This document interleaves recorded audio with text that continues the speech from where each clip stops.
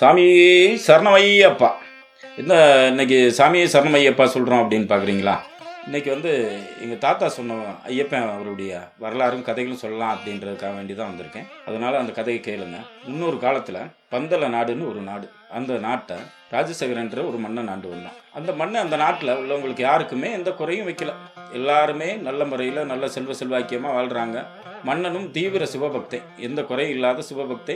சிவனை நல்லா வேண்டுறான், வணங்குறான், எல்லா விதமான சிவ புராணங்களையும் படிக்கிறான். மக்களும் சுபிச்சமாக இருக்காங்க.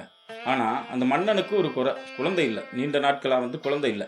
அந்த மன வருத்தத்திலே ராணியும் ராஜாவும் உள் மனசில் வருத்தத்தோடவே அந்த நாடு செழிப்பாக ஆட்சி செய்கிறாங்க. அந்த வருத்தம் போக்கட்டு காலையிலையும் சாயந்தரமும் சிவனை வேண்டி சிவனுடைய சிவலிங்கத்துக்கு தொண்டுகள் செய்கிறாங்க. ஒரு நாள் அப்படி காலையில் அந்த பந்தல் ராஜா சிவனுக்கு வழிபாடு செஞ்சுக்கிட்டு இருக்கும்போது சிவலிங்கத்திலிருந்து ஒரு பூ மட்டும் அவருடைய பக்கத்தில் விழுகுது. விழுந்த